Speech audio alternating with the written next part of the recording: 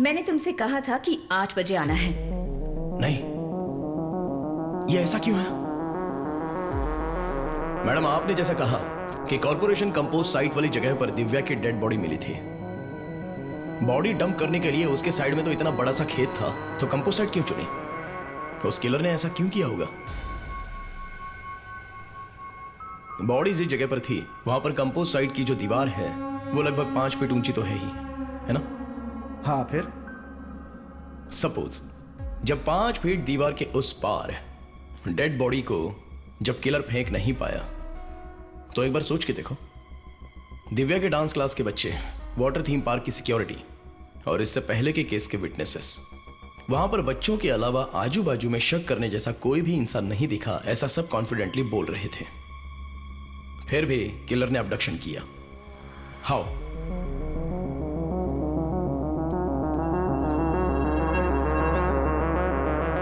दिव्या के ड्रेस में ये स्प्लैश पैटर्न किसी के साथ चलते वक्त साइड बाय साइड उड़ने वाली छींटें हैं, जो कि आप यहां पर देख सकते हैं। और उस डांस स्कूल के पीछे की साइड का नैरो पैसेज 4 फीट हाइट का है।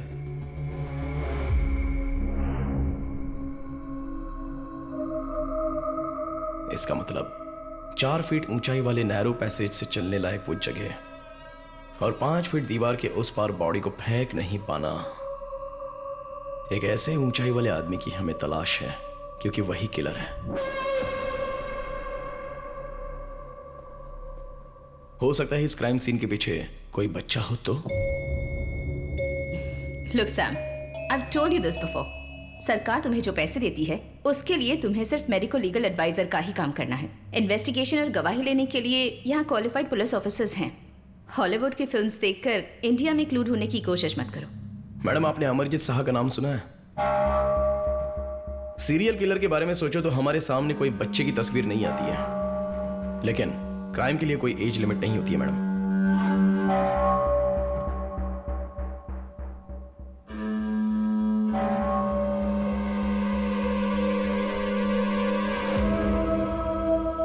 ये देखिए, अमरजीत शाह सीरियल किलिंग के मामले में अरेस्ट होने वाला दुनिया का सबसे छोटा क्रिमिनल।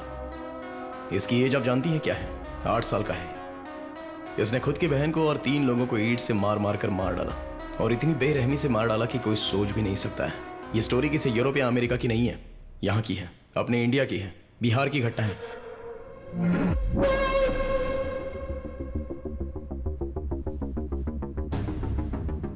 और सिर्फ इतना ही नहीं, मैरी बेल और उसके साथ रॉबर्ट थॉमसन 10 और 12 साल के चाइल्ड सीरियल किलर्स दुनिया की बहुत सारी जेलों में सजा भुगत रहे हैं। Children are definitely capable of violent crime, इसलिए तो हमारे यहाँ एक जुवेनाइल सिस्टम है madam. Okay Sam, that's enough. Nonsense. अपनी बनाई थियरी अपने पास रखो। तुम्हारी और तुम्हारी फैमिली की थियरीज मैं पहले भी बहुत बार सुन चुकी हूं, समझे?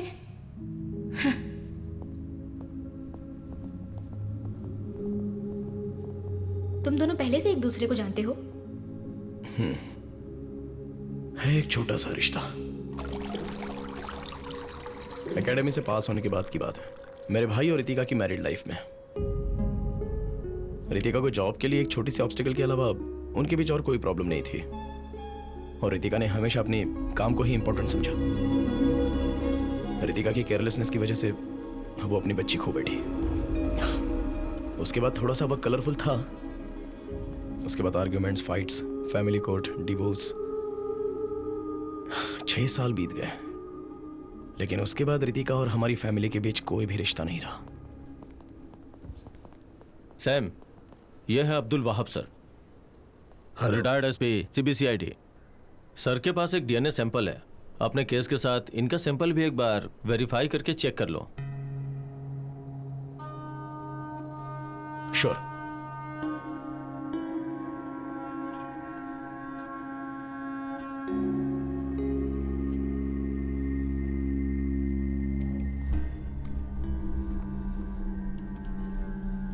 सर, ये डीएनए किसका है? यह स्टेट के क्राइम ब्रांच के नाम पर दाग लगाने वाले एक इंपॉर्टेंट केस था, उसी की एक लीड है। रितिका के करियर का पहला केस और मेरे रिटायरमेंट से पहले का लास्ट केस। 2010 के हंटिंग में त्रिवेंद्रम सिटी के आउटस्कर्ट में बर्मा कॉलोनी के अंदर से 8 से 11 साल के बीच के बच्चों को अबडक्ट किया था। Later they were found murdered. फिर विक्टिम के शरीर के घाव का पैटर्न और हत्या करने का तरीका, ये सब को रखकर मैंने सीरियल किलर का एक विक्टिम पैटर्न बनाया था। उसे ही बेस बनाकर उस किलर का नेक्स्ट अबडक्शन का समय हमने पिन पॉइंट किया। उस बर्मा कॉलोनी के रोड्स को बंद करके किए गए वाइड सर्च में पास कहीं की स्कूल वैन में ड्रग्स देकर बेहोश की गई एक बच्ची को हमने बरामद किया। उसके बाद हमने स्कूल वैन के ड्राइवर को अरेस्ट किया था। This was the man.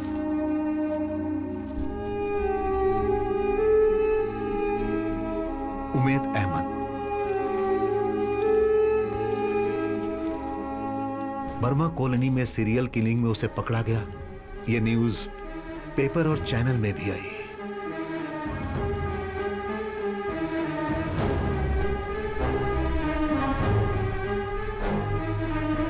Umed के अरेस्ट होने के 2 महीने के अंदर ही एक और बच्ची मारी गई। While Umed was still in prison। वही मोड्स, वही विक्टिम पैटर्न। एक ऐसा माइनर डिटेल्स वाला अबडक्शन पैटर्न जिसे कोई पुलिस वाला ही जान सकता है। और उसके अलावा जो 5वां विक्टिम है, उसके नाखून के अंदर से हमें ब्लड सैंपल मिला था किलर का। पहले जिनकी हत्या हुई थी उनके कपड़ों से मिले ब्लड सैंपल से यह सैंपल परफेक्ट मैच था, लेकिन उमेद के डीएनए से यह मैच नहीं हो रहा था। मतलब किसी अनआइडेंटिफाइड व्यक्ति के डीएनए का सैंपल है यह।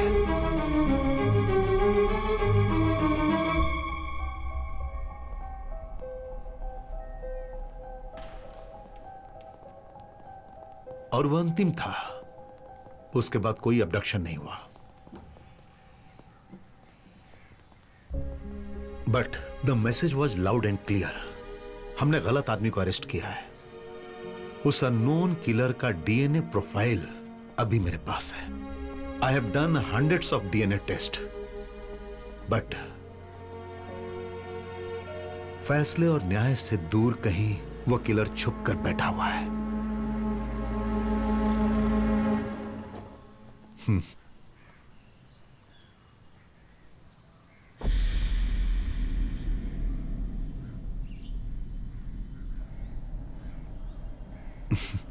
उमेद अहमद जेल से बाहर आया और अपना काम खो बैठा।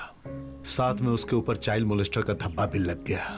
रिटायरमेंट के बाद मैंने इसे अपने साथ रख लिया। बस यही है सैम, मेरी जिंदगी इन केसेस के बोझ तले दबकर कट रही है।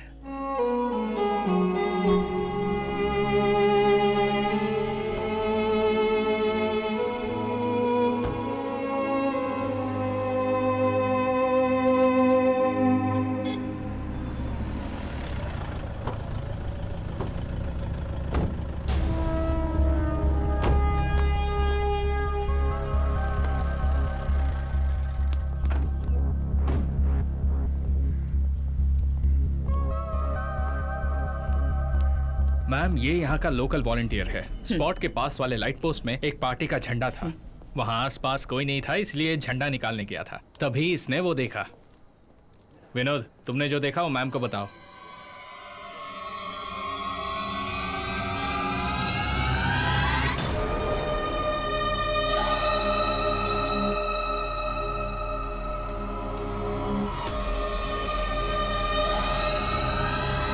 उसे पहचान सको ऐसी कोई निशानी याद है तुम्हें? मैडम, मैंने रात को उसे देखा था, फिर भी उसका चेहरा मुझे याद है। मैडम, वो कोई बड़ा लड़का नहीं था मैडम। वो कुछ 10-11 साल का छोटा सा लड़का था मैडम।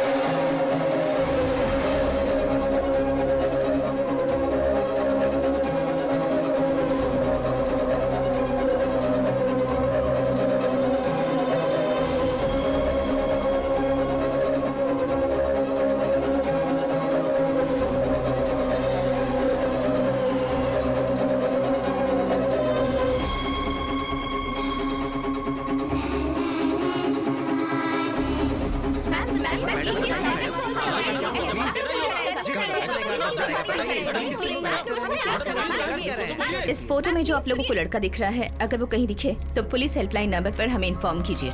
इस प्रेस मीट के बाद इसकी डिजिटल कॉपी हम आप सभी को भेज देंगे। अगर आपको कोई भी इन्फॉर्मेशन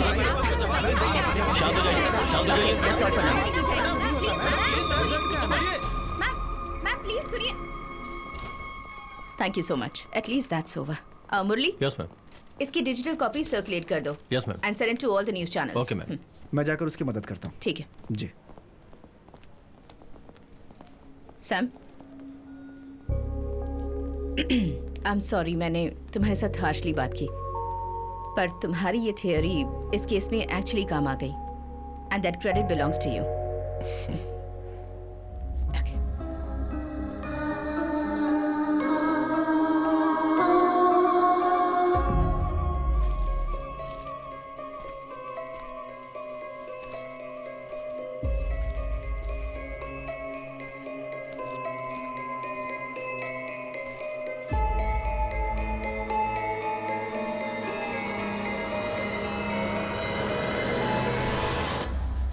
क्यों नैन्सी, आज तुम अकेली आई हो? आज अल्फांसो सर का सेशन नहीं है? सब हो चुका, अभी मैं फ्री हूँ। अच्छा, तो फिर चलो, मैं तुम्हें एक आदमी से मिलवाता हूँ।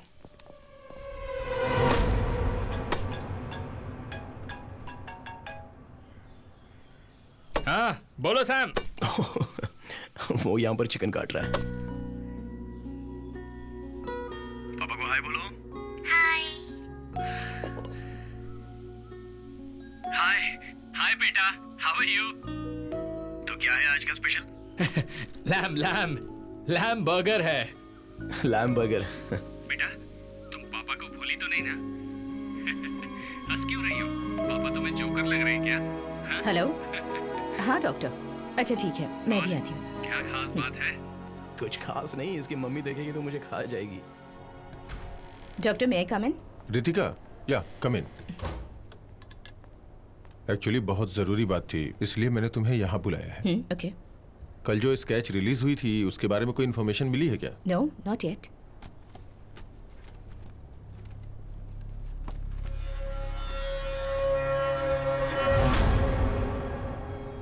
स्केच देखने के बाद मुझे ऐसा लग रहा था कि इस चेहरे को मैंने कहीं देखा हुआ है।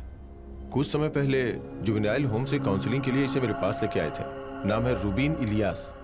ये अभी मिसिंग है।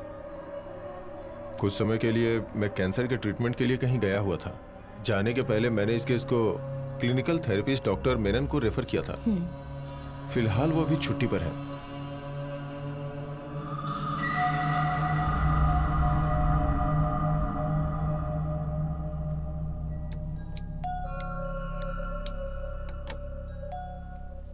कुछ साल पहले रूबिन का केस मेरे पास आया था।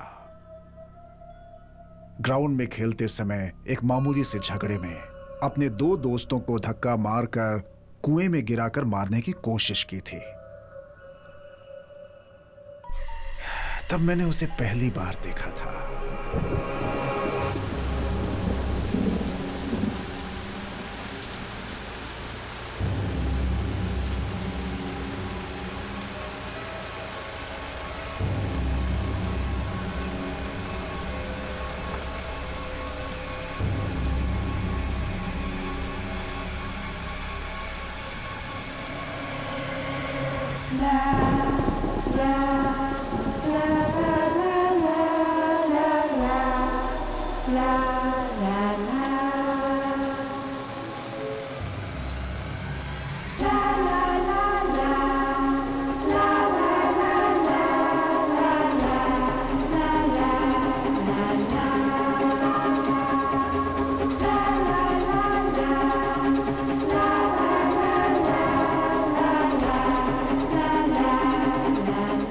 उस दिन मैंने उसकी आंखों में जो भाव देखे थे वो मैं कभी नहीं भूल सकता। जल्द ही मैंने उसके साथ थेरेपी सेशन शुरू कर दी। बहुत कोशिश करने के बाद मैं उसके साथ कनेक्ट हो पाया था।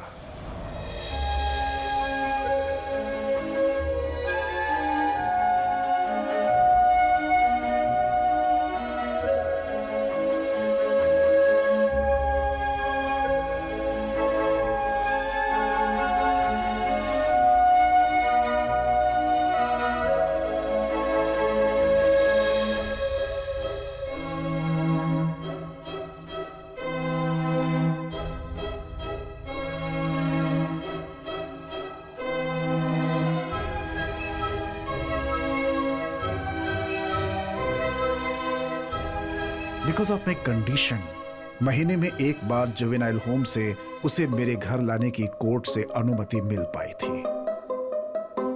जैसे जैसे साल बीतता वो ठीक होता जा रहा था।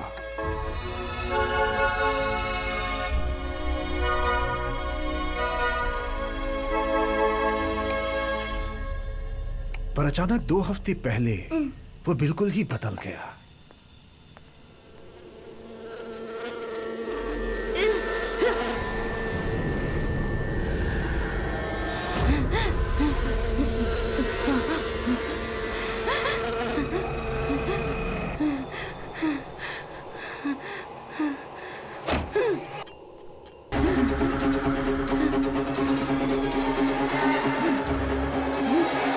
रुबीन,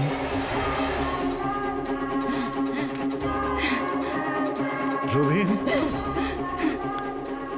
पहली बार जो भाव मैंने उसकी आंखों में देखे थे मुझे फिर से उसकी आंखों में दिखने लगे थे। मैं थोड़ा डर गया था। हाँ रुबीन,